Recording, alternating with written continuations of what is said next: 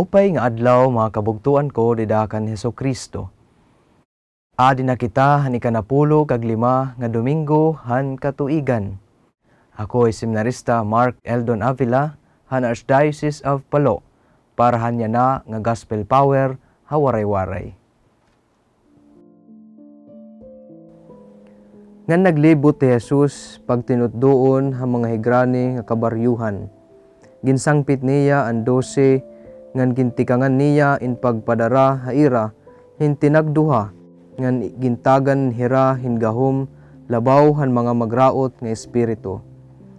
Iya hira gintugon nga diri magdara hinbisan ano haira paglakaton labot la hintungkod waray karaunon waray supot waray salapi han ira bakos.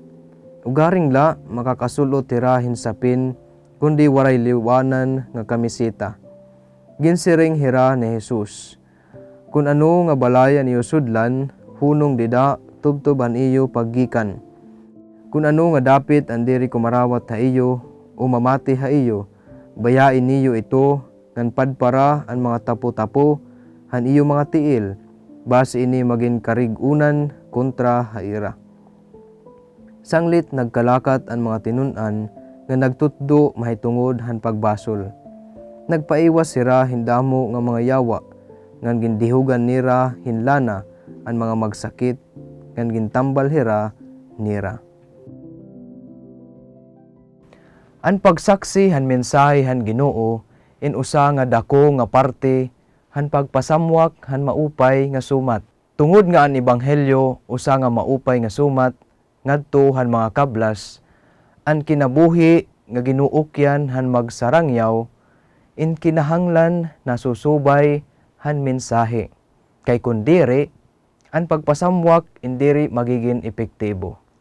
Ang diri pag-ukoy hin simple nga kinabuhi, usa nga counter witness or sukwahi han pagsaksi han mensahe ni Kristo. Kay ang ebanghelyo indiri pag-angkon hindamo nga mga karikuhan dinhi hakalibutan. Kundi usa nga imbitasyon haaton hin pagtapod han Ginoo han nga tanan nga mga higayon han aton kinabuhi. Ngan giniimbitahan gihapon kita nga magdepende ha iya sugadin usa nga bata nga nagtatapod han iya kalugaringon ha mga kamot han iya amay. Sumalahan aton eksperyensya ini nga disposisyon han pagtapod ngan pagdepender matutuman naton ha sitwasyon nga pawaray-waray gud kita. Pero Kristo nagpadara han iya mga apostoles nga waray damo nga dara. An kamahinatagon han mga tawo amo an pamaagi han Ginoo para mahatagan hira han ira panginahanglan.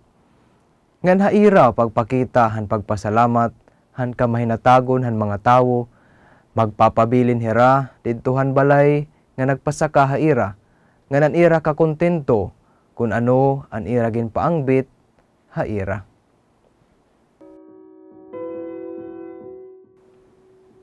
Ginoo Hesukristo, an ebanghelyo amo an nagahatag haamon hin kagawasan. Magtalwas untay ni haamon didahan amon kagarungi han mga butang nga kalibutanon. Amen.